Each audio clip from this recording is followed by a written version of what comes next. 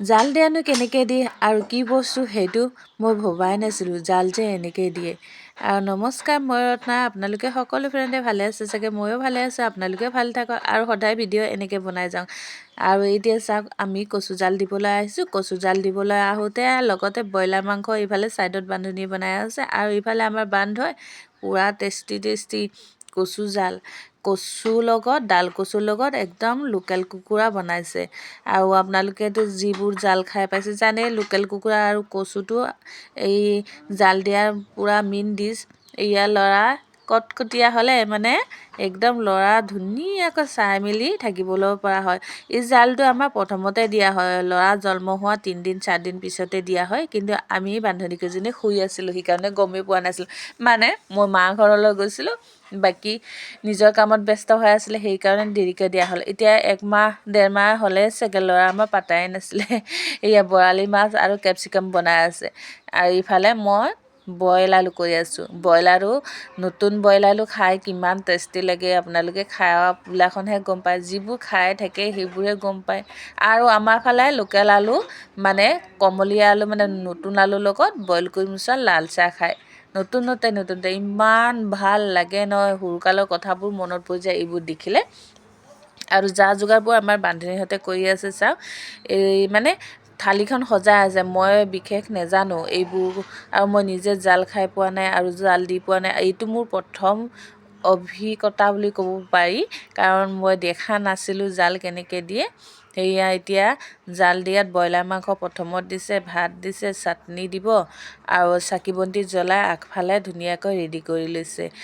ইমানে হাঁহিব ওলাইছেও, মই প্ৰথমবাৰ দি পাইছোঁ নিজে নেজানাকৈ। আৰু এতিয়া কেমেৰা মই বান্ধনীক ধৰিবলৈ দিছোঁ, ময়ো দি চাইছোঁ, দেচোন ময়ো শিকিব লাগে, তেতিয়াহে ময়ো জানিম বুলি কৈছোঁ। সেইফালে মই ছাইডত, ইফালে আমাৰ বান্ধনীহঁতে দুইফালে দুটা, আৰু মই ছাইডত সেনেকৈ চবেই বহি লৈছোঁ। আমাৰ বান্ধৱহঁতেও বহিছে, আৰু মতা মাইকী দুটাকো দিব লাগে দেই। মাইকীক দিলে মতাটোকো দিব লাগে। সেই ল'ৰাটোক, কেঁচুৱাটোক মানে লগত লৈ ল'ব লাগে। সেই চাকুখন লগতে দি দিয়া হৈছে। চাকিটো কিহৰ কাৰণে দিয়া হয় আপোনালোকে প্ৰায়ভাগ জানেই। আৰু এই নতুন কেঁচুৱা ল'ৰা হ'লে ভগৱান নহয় জানো, সেইকাৰণে চাকি বন্তি ধুনীয়াকৈ জ্বলাই এনেকৈ জাল দিয়া হৈছে। কাঁহীখনত আছে, তলত এখন কাঁহী লৈ লৈছোঁ, দাঙিবলৈ বেয়া যে, ওপৰত কলপাত আৰু সাজ মানে প্ৰায় মানুহ বুজি নাপাব দেই, মদটোকে সাজ বুলি কোৱা হয়। সেইবোৰ ধুনীয়াকৈ আগফালে দি সেৱা এটা কৰি আমি ছাইডফালে আগবাঢ়ি যাওঁ। আৰু কচু জাল দিবলৈ আহিছোঁ, কচুটোকে দিব পাহৰি পাইছোঁ। মানে বাতিত এনেকৈ সজাই থৈ দিয়া আছে, কচুটো আনিবলৈ পাহৰি গৈছোঁ। সেইদে কচুটো লাহেকৈ নমাই লৈ আনিব। চবেই ইমানে হাঁহিছে, মানে কচু জাল দিবলৈ আহিছে, কচু বাতি দিয়া নাই। মানে যি আমাৰ কেঁচুৱা মাকে মনত পেলাইছে, হাই কচু জাল দিব আহিছে, কচু বাতি ক'ত বুলি কৈছে। আৰু চবেই হাঁহিছে, কচু খাইহে এৰিব দেই বুলি, কচু খাইহে এৰিব বুলি। মোৰ যে ইমানে হাঁহিব লাগিছে, সেয়া পূৰা বাতি এক বাতি দিয়ে। কাৰণ কচুটোত হৈছে আইৰণ আছে, সেইকাৰণে কচু জাল দিয়া হোৱা হয়। আৰু ছাইডত আমাৰ বান্ধৱহঁতে চাই আছে, আৰু সিহঁতকো দিয়া হ'ব, আৰু ল'ৰা ছোৱালীকেইটা ভাত খুৱাই লোৱা হ'ব। ধুনীয়াকৈ এইবোৰ ৰেডি কৰি ল'ৰা ছোৱালীকেইটাক ভাত দিয়া হ'ব। আৰু এতিয়া দিয়া মেলি হ'ল, আগবঢ়াই দিলোঁ। এতিয়া খাই যদি খাব, নাখায় যদি থৈ দিব, আৰু সেনেকৈ কথা। মুঠতে খাবই লাগিব সেইটো নাই, আমাৰ নিয়ম নীতি যেতিয়া আমি নিয়ম নীতি কৰি দি ধুনীয়াকৈ বান্ধৱীহঁতে এইটো দায়িত্বৰ পৰা হাত সাৰিলোঁ। এতিয়া ল'ৰাক ভাত দিলোঁ। ল'ৰাই আমাৰ আছে বহুতকেইটাই, প্ৰত্যেকৰে এজন এজনকৈ আছে যে, সিহঁতক মানে আগতীয়া ভাতটো দিওঁ। আৰু দেৰিও হ'ল, বা 8টা বাজি গ'লগৈ, এতিয়ালৈকে দেৰি নোহোৱাকৈ থাকিব নেকি, ভোক লাগিছে। আৰু ভিতৰত মোৰ ল'ৰাকেইটা খাই বৈ কি কৰি আছে চাবচোন, সেইয়া নাচি থাকে, খেলি আছে, একদম মানে ক'বই নাই আৰু সিহঁতৰ গাত কিমান ৰং লাগিছে। এইফালে আকৌ মিনি DJ এটা লগাই লৈছে। আমাৰ ল'ৰাটোতো ঢোল বজা নাচাত একদম স্পাৰ্ট বুলি ক'ব পাৰি, আৰু কি কৰিছে সিহঁতেহে জানে আৰু দেই।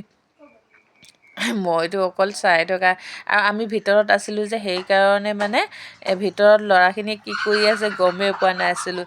ইফালে আমাৰ চম্পীয়ে কেনেকৈ নাচিব, আৰু কেমেৰাও উঠাই আছে, ইফালে নাচিও আছে।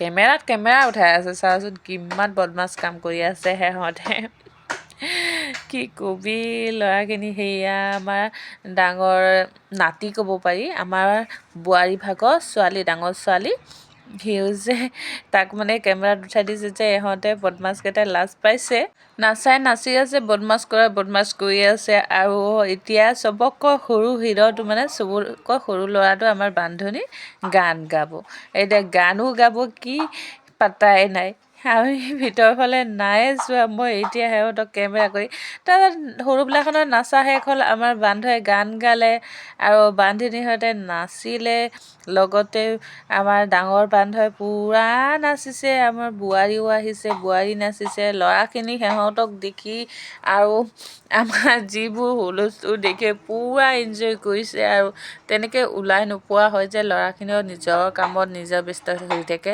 পঢ়া শুনাত ব্যস্ত আৰু আমাৰ বান্ধৱীখিনিও প্ৰায়ভাগ লগ খোৱা নহয় সেইকাৰণে পূৰা এনজয় কৰিছোঁ আৰু আমাৰ বান্ধৱে ইমান ধুনীয়া গান গাব পাৰে মানে আপোনালোকে কেতিয়াবা ভিডিঅ'ত মই দেখাম ইমানে ধুনীয়া গান গাব পাৰে মই ভাবিছোঁ ডেগত লগাই আছে গানটো সেইকাৰণে সিহঁতে পূৰা এনজয় কৰি নাচি আছে পিছতহে গম পাওঁ যে সি নিজে মাইক্ৰ'ফোনটো লৈ গাই আছে পিছত বান্ধৱে মোৰ মানে তামোল এখন খাই ল'লে এনেকৈ তামোলখন মাথাত ধৰিলে মানে মই তলতে বহি ভিডিঅ' কৰি থাকিলোঁ আৰু এইবোৰ নাচা মোৰ দ্বাৰাই নহয় আপোনালোকে প্ৰায়ভাগ জানেই মোৰ নাচিব নেজানো বুলি ভিডিঅ'টো যদি আপোনালোকৰ অলপমানো যদি ভাল লাগিলে লাইক কৰিব দেই শ্বেয়াৰ কৰিব কমেণ্ট এটা কৰিব আৰু ফেচবুকত চালে ৰত্না লালুং বুলি চাৰ্চ কৰিব ইউটিউবত চালে লালুং ৰত্না বুলি চাৰ্চ কৰিলে আপোনালোকে পাই যাব আৰু এতিয়াতো বহু ৰাতি হ'ল শুবলৈও টাইম হ'ল সেইকাৰণে নেক্সট ভিডিঅ'ত আপোনালোকক বহুত ধুনীয়া ধুনীয়া ভিডিঅ' আনি থাকিম আপোনালোকে চাই থাকিব মোৰ ভিডিঅ' ৰত্না ব্লগ এতিয়া আপোনালোকৰ ভিডিঅ'ত বিদায় লওঁ